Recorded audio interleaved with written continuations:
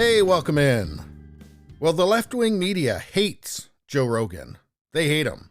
And there's a couple reasons. For one, he's more popular than any of them. He's more popular than a Don Lemon or an Anderson Cooper or a Rachel Maddow.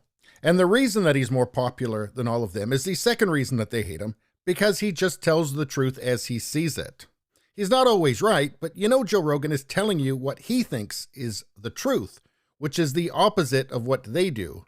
They're not even allowed to tell the truth. I mean, come on.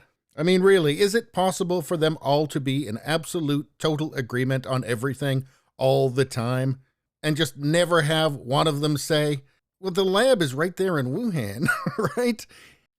No, an insane version of reality is presented to them on their teleprompter screen. Then they read it. Then they cash the check. But anyway, here's the headline. Rogan slams Democrats for blaming white supremacy for Winsome Sears win.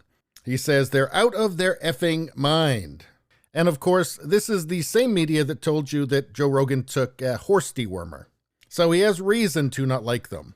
Anyway, so Joe Rogan slammed Democrats during an episode of the Joe Rogan Experience this week when talking about Black Republican Winsome Sears' recent victory in Virginia's lieutenant governor's race. Rogan specifically took issue with how the political left was trying to paint her as a white supremacist, and her victory as being the result of white supremacy. I'm not sure at this point why they didn't also accuse her of taking horse dewormer as well. But obviously, it's just a desperate ploy. It's the ploy of people who don't have anything else. They've been using the same trick over and over and over again.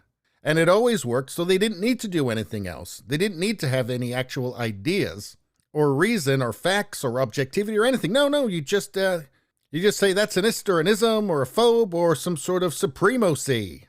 But it looks like maybe that's not working anymore.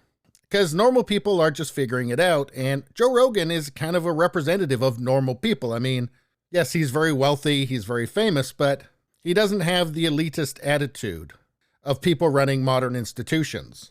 Anyway, what did Joe Rogan say? He said, anytime a black person says anything that doesn't go with the Democratic narrative, they say that person's carrying water for the WS's. They're out of their effing mind. That lady, that was the new lieutenant governor of Virginia. That is a black woman who she's sponsored by the NRA. I mean, I don't know what all of her accolades are, but incredibly articulate lady, powerful woman. They're saying that her becoming the lieutenant governor is a victory for white supremacy. She's a black woman. Yeah, you see, and people outside of cable news stations like CNN or that don't work for, Washington Post or the New York Times or something, they notice this. They go, oh, wait a second, that doesn't make any sense. It's almost as if they don't know what the words mean, or maybe just that they don't care. Anyway, Rogan continued, when Larry Elder was running for governor of California, they said he's the black face of white supremacy. What? What are you saying? What the F are you saying? Like, you can disagree with the man's politics, but that white supremacy is like a stamp they put on as many things as they can, like 15% off. But actually what's not white supremacy? Larry Elder, when he was campaigning, was walking down the street, and a white leftist woman wearing a gorilla mask threw an egg at him. Guess who they didn't call a white supremacist? That woman. In fact, they just completely ignored that. So again, it's another thing that people notice and they go, wait a second. I think these people might be out of their effing mind. But that really gets to the heart of it. It's like a stamp they put on as many things as they can. Yeah, they got nothing else. They haven't had to develop anything persuasive because that was persuasive enough. In fact, it's been enough, more than enough, to just ruin somebody's life, just frivolously, just wreck somebody's life. Why? Because they can, and then mainstream media just believes it. They just decide to go with it.